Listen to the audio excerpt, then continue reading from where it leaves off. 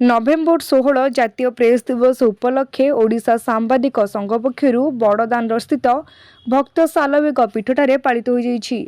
मुख्य अतिथि भावे उत्कल विद्युत परिषदर सभापति मनोज कुमार रथ जोगदे सांबादिकों सुरक्षा परिवार पर शिक्षा संपर्क में मत देथिले।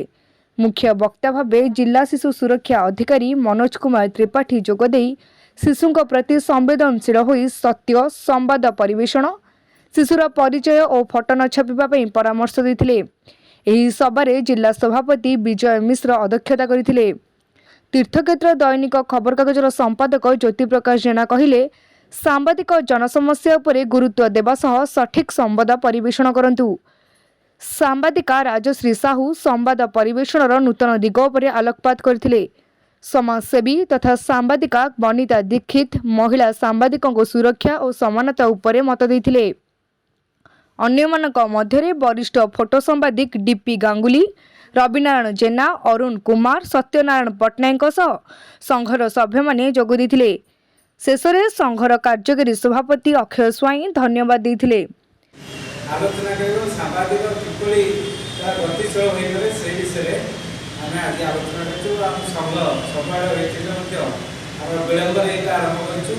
जेति के हिसाब मध्ये क्वालिटेटिव लोक अछथि तेणु आम आज सभा मनोज त्रिपाठी अनुरोध कर सम्मिलित कारण जातीय प्रेस दिवस आज सकाल देखुची विभिन्न जगह विभिन्न कार्यक्रम सब चलती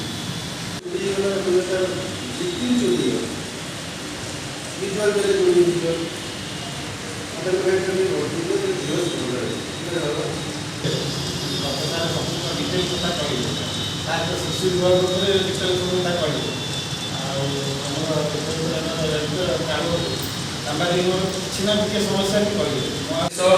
उपलब्धि कर सामाजिक भाई मान भितर